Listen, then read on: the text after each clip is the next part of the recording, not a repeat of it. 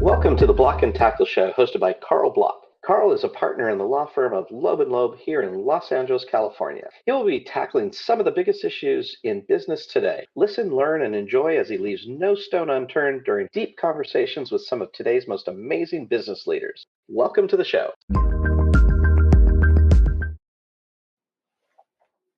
Hi, everyone. Welcome to today's episode of the Block and Tackle Show.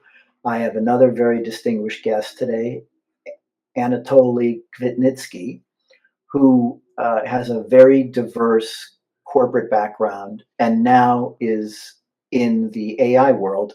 He's one of a number of AI guests that we have had on the show, and we'll talk about his unique aspect of it, which is different than some of the other guests I've had.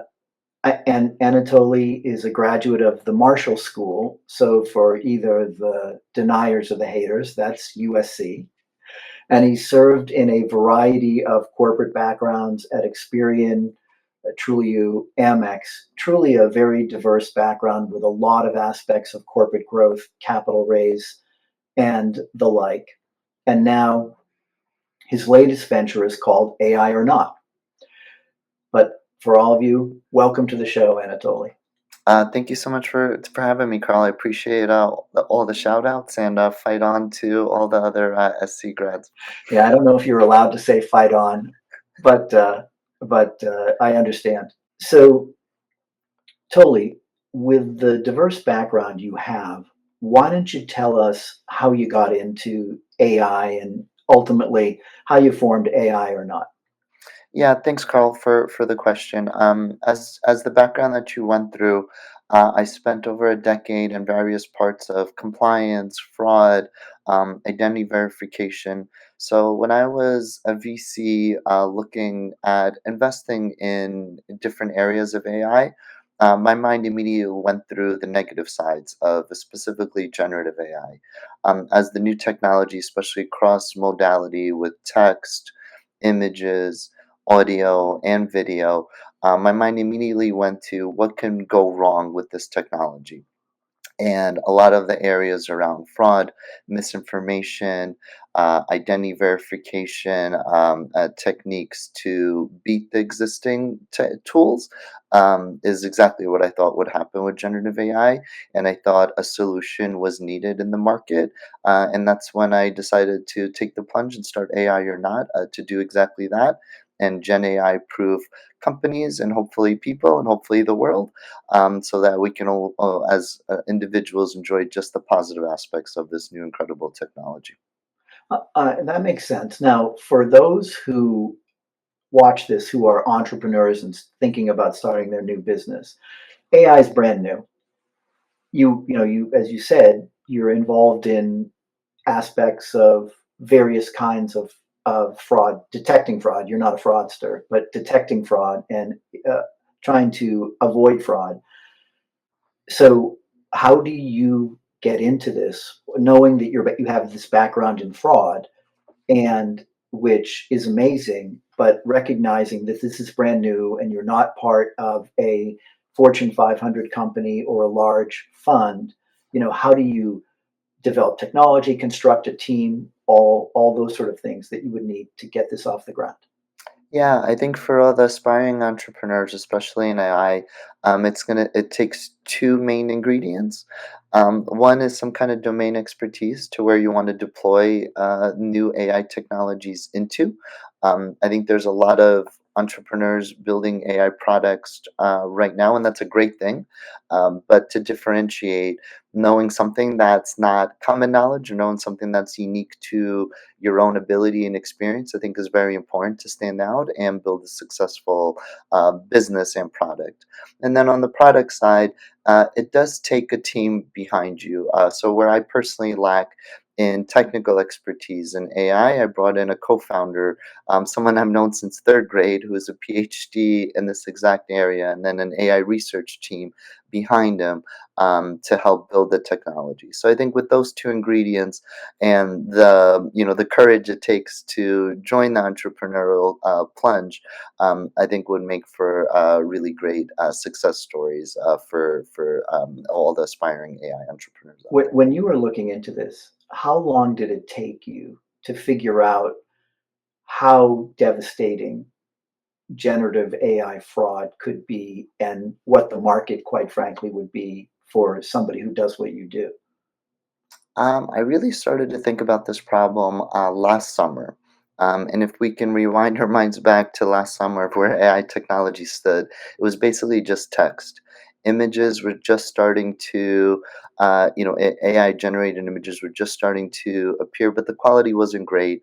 Audio wasn't really a thing yet, and video was, a thing of the future without any kind of demo to show for it. But the pace of the development in AI really made me believe that it's coming and it's going to come really really quickly, and the things that it's going to be used for are going to have quite detrimental effects.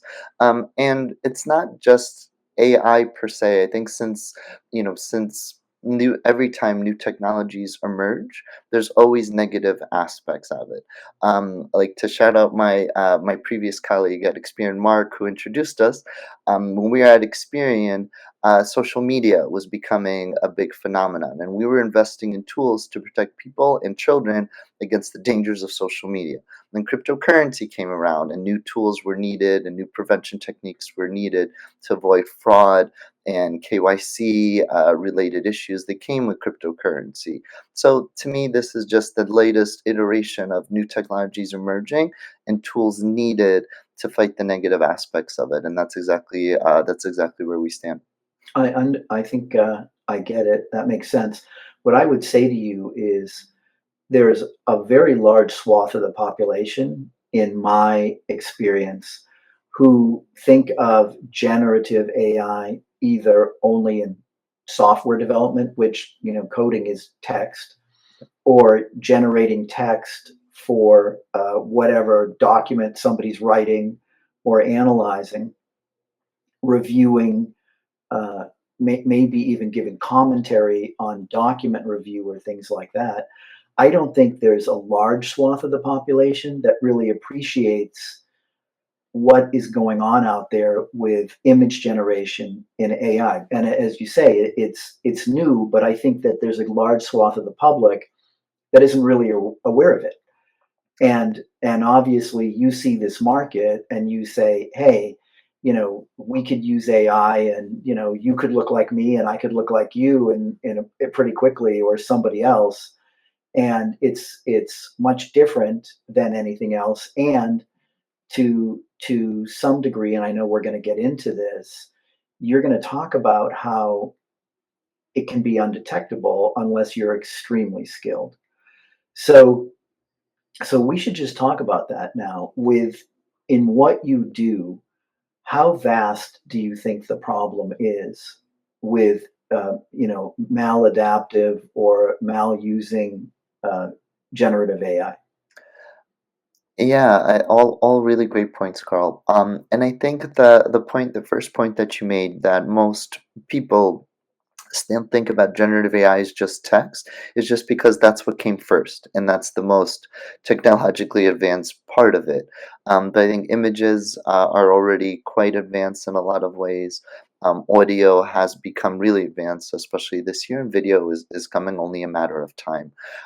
Where the detection part comes in is, like, if we wind back even 6 months, for whatever reason, generative AI images weren't too good at, like, limbs, fingers, things like that. They weren't too good at text. But all of these things, you have to assume, with the pace that AI technology evolves, is actually has been fixed. So what in a lot of the tells that were even available 3 to 6 months ago to the human eye are no longer the case. Like, I use an example all the time. It happened on Reddit. where someone explained exactly how they use generative AI to beat a onboarding process at an online bank. And if you see the images, like someone, it was a lady's hair, and her hair wasn't perfect. Like there was pieces like out. Her skin complexion wasn't perfect, but all of these things make you think it's a real image. So that's why I do believe for especially the most sensitive use cases that exist, whether it's trust and safety or content moderation or democracy and electoral processes or KYC and fraud prevention, where there's a lot of money on the line for both companies and individuals, tools are needed to prevent this. So, though the majority of the usage is fine, like my wife loves photography and like flower and mountain photography, and she plays with generative AI to make AI versions of this, and that's really great and amazing. But then the negative side is, like you said, Carl, what if we start face swapping and we start, sitting in for each other in different meetings or try to impersonate, one another at a bank? Then it's not okay, and that's where I think tools are needed, where the human eye fails to detect these things nowadays. Okay. And so for people who haven't really thought about the scope of the really underhanded thing people would be doing, tell me, guess we don't have to go through all of the examples, but give me an example of how a bank could be defrauded with generative AI. Yeah, let's go. It starts right at the beginning when you're signing up. A typical bank onboarding process includes, especially if it's online, take a picture of a government issued ID and a picture of yourself. And in theory, that matches. But right now, it is so easy to create that with generative AI. It takes very little work to the point that FinCEN, the government agency that tries to protect against financial fraud for all the United States, actually mentioned that there's been a huge increase in um, fake IDs being created for this exact process. Next, if we think about, like, say now you're in, like, let's think about like a mortgage application, or you're trying to get some kind of loan, and now you're trying to show this bank pieces of your net worth or your W-2 statements and things like this. And now, what if you're using AI or editing tools to create those things and falsify your net worth or your income so that you can get a higher loan that now you'll never intend to pay back because you're not a real person to begin with? And now you can see how over time you can continue to come back to this bank and continue to lie to them before they ever notice of what's happening, and that this person hasn't been repaying loans and never had any intention to do so, and it's not a real person to begin with. So that's how it works. But there's a variety of other use cases that we see all the time for both consumers and companies around content moderation, around one I've seen recently is profile pictures of online dating sites. We've had a few sign up to prevent that. So there's a lot of different things that generative AI can negatively affect with the misrepresentation of a real person. And I get that. And as I'm thinking this through, there's a couple more examples I want to get into, but I'm actually afraid to come up with too many. I'm just giving you the PG versions No, of no, it. no, So no, I it get gets it. pretty dark. But, Yep. but what strikes me as we're talking about it is banks, of course, are not just worried about loans, they're worried about money laundering. Of course. And if people can open up a bank account and it's not them, and they can get past the check, the typical checks, and then money goes in and out of various accounts. I mean, I'm confident that at some point, if the transfers are large enough, banks will ultimately catch it. But surely they would prefer not to open up fraudulent bank accounts in the first place. And when you do this online, what happens? Likewise, I suppose, with applying for credit cards. So I totally get it. And obviously, if it's not caught, there's a tremendous cost to the system because any fees that any financial institution ends up incurring, they're ultimately going to be passed on to other customers. That's just frankly how it works, and it's horrible. Likewise, I could imagine in the commercial context where you're a vendor and you're trying to sell something to somebody overseas, maybe in the US, where it's hard to verify the bona fides of that buyer overseas. In many respects, they can create anything. And there's got to be all kinds of companies that sell products or services which don't have the infrastructure to verify their customer. And with generative AI, a lot of things, whether it's technology issues that could be stolen, or getting goods on credit that are not, or services on credit where nobody will pay. It can be overwhelming for us to talk about all the examples. And you did, of course, mention dating profiles, which I'm sure that's an issue. But in the financial world and in the business world, the opportunities for people to game the system, and I think I'm being charitable, seem like they're legion, and maybe more than even two humans who are not generative AI right now could think of every single bad situation. Absolutely. It's a game of whack-a-mole. With trying to get ahead of fraudsters and people with bad intentions. But knowing the techniques that they're using, there is a way to fight this off, at least to a really great degree of accuracy. So we're exactly what we're trying to do. But I appreciate you shining the light on this problem that I don't think gets enough light shone on it. And I actually think the inflection point is going to come during election season, because I think that's when people will realize the written word is powerful in itself, but visualizations of misinformation is going to go a lot further to fool the general population. And then that's when I think a lot of light bulbs are going to go off, just like Carl, I saw yours just now rattling off these use cases. And I think that's unfortunately going to be the inflection point where I the majority of the population is going to go through the same awakening.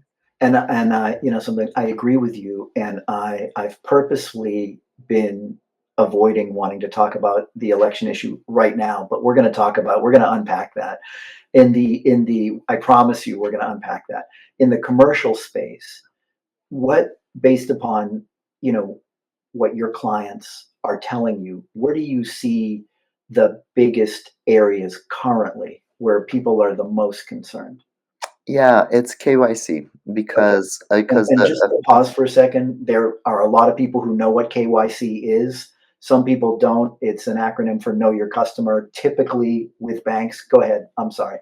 no, Carl, I appreciate that. I've lived and breathed it for over a decade, so my apologies. No. KYC is know your customer, and there's laws requiring that any financial institution, marketplace, anyone who's transferring money from one person or entity to another knows who they're dealing business with. And the reason behind it is to avoid money laundering, to avoid bad money movement, which actually makes up roughly 2% of the entire global GDP and the trillions of dollars. So the reason for it is not to annoy us with the verification processes that we have to go through every time we want a bank or a new, cryptocurrency exchange or whatever the case. It's to avoid bad guys being able to access these tools. So going back to your question, this is the number one concern because of the amount of money that can be lost in it for both institutions, people, and even fines from the government if someone is blatantly ignoring it or not trying to do a better job of accurately identifying people. The second biggest area is in content moderation. Just like in real life, most pictures are fine and harmless, but now it's ever easier to create not great pictures, whether we're talking like not suitable for work type pictures or misinformation about political candidates or people in general, real people, and having them do things that they didn't actually do that can negatively affect them, their personal brand or their reputation. All of this are huge concerns from companies from a variety of angles, both from a brand perspective as well as if there's content on their website that people see or users see. And all of these are huge concerns because it's easier now than ever to create this type of content. All it takes is a couple of words versus actually having to see and do these things. So that's the second biggest area, both from a brand impact as well as just a trust and safety issue of users and employees at companies. So those are the two that we consistently hear, Carl. Understood. And so, unpacking both of those for a minute, we are in theory a sophisticated and wealthy nation, and we have a lot of money-centered banks, and I'm knocking on wood that most of our banks are healthy and are in compliance with regulations.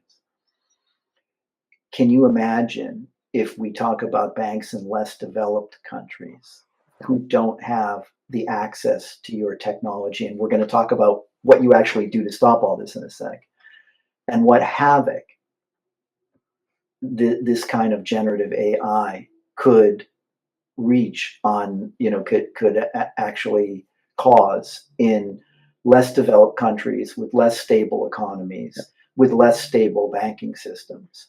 And as you probably know, in the world being so interconnected, and if it gets to the point where it's that serious, that whether it's the IMF, the World Bank, or other money banks, others of us might actually have to save them from the fraud that actually happened to them because they don't have the infrastructure to know about you or hire you.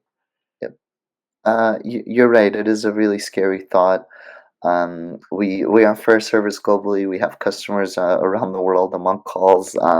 Feels like every hour of the day, due to all the time zones. But it is a really scary thought.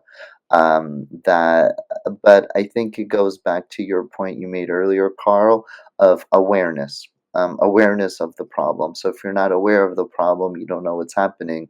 You don't know how to fight it. So I think it starts there. But in other cases, you'd actually be surprised where some countries, like for example in Southeast Asia, where you wouldn't think of them as being really advanced with their fraud fighting techniques, but they've been seeing generative AI fraud earlier than most U.S. banks, like as early as like Q4 of last year.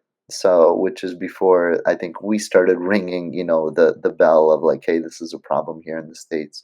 So you'd be surprised. But you're right. A lot of banks, big, small, might not be aware that this is a problem at all. And I think that's where it starts, just awareness, and then adding the tools to be able to protect against it. That makes sense. On the other part of it, for content moderation for people who need examples. So LeBron James has a lot of endorsement contracts, and his brand is valuable. If people could generate content and images and videos of him doing something that would be not in the best interest of the image of the particular brand for whom he's contracted with, Yep. Of course, people can come out and talk about it and say no, no, no, no, no. But in the imperfect world that we live in, while information is available, it's not necessarily accessed.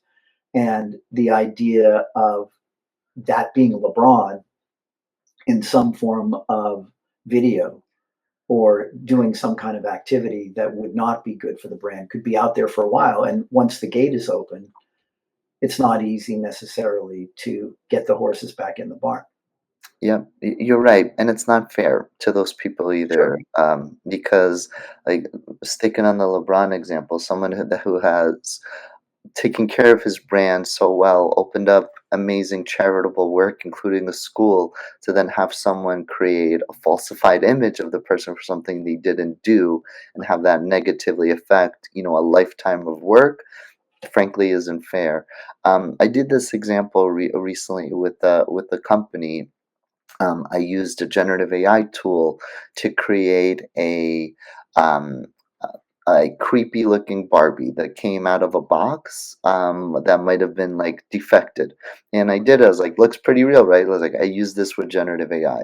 Like, what can happen to your brand? Like, whether you're a person, you sell a product, or you sell a medicine, and now someone is taking what you've built and what you worked on so hard and creating a falsified picture, a falsified review on Amazon with the Gen AI picture to match, saying, "Hey, this came in with bad packaging, or this came in defunct," and it's frankly not fair to both the companies, as well as to the people who could be affected, by this for whatever reason. So I So agree with you. it's a great example because it's not too different than ransomware.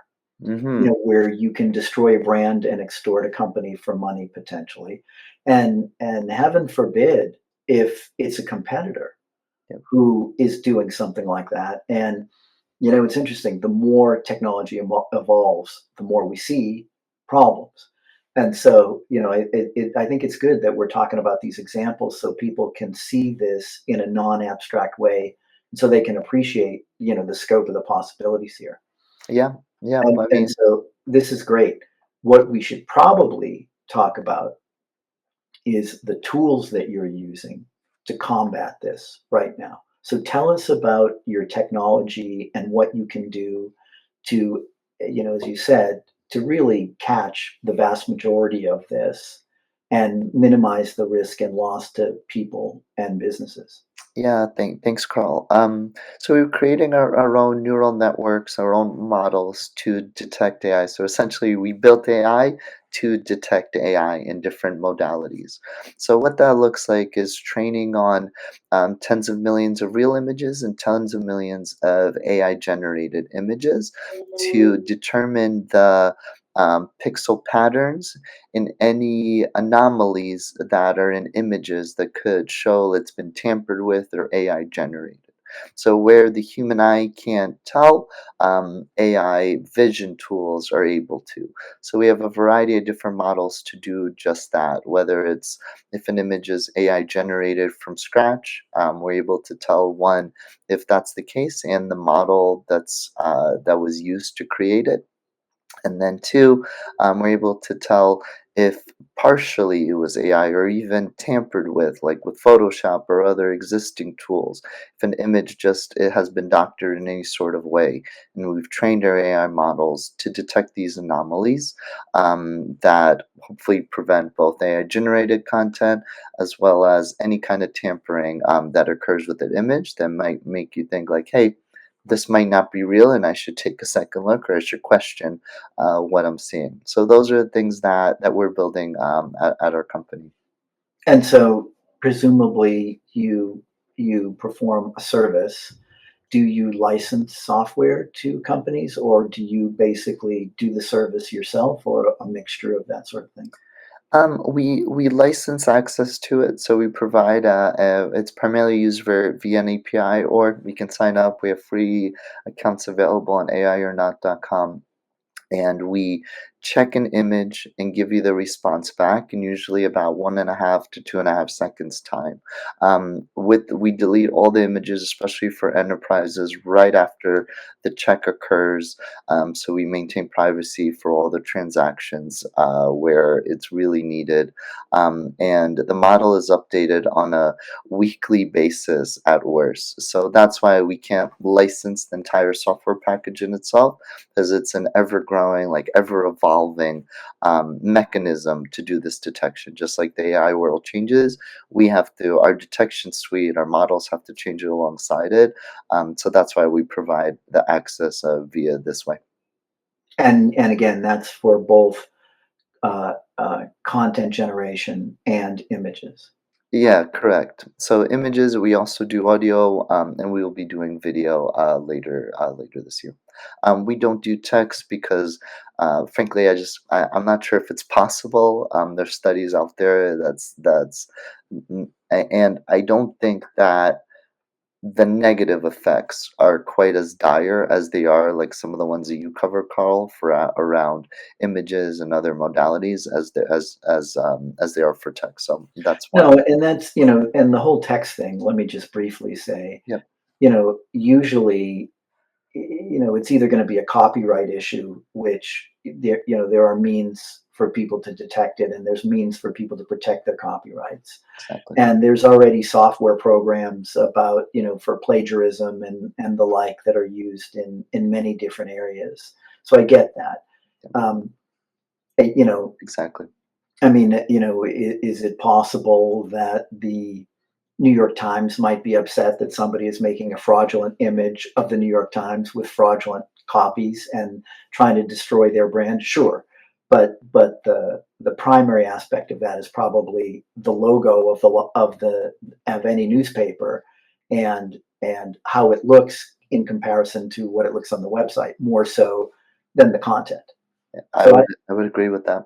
that makes total sense. Thanks for tuning in. If you want more info on the show, please visit blockandtackleshow.com. And you can also email me at carl@blockandtackleshow.com. Thanks for tuning in.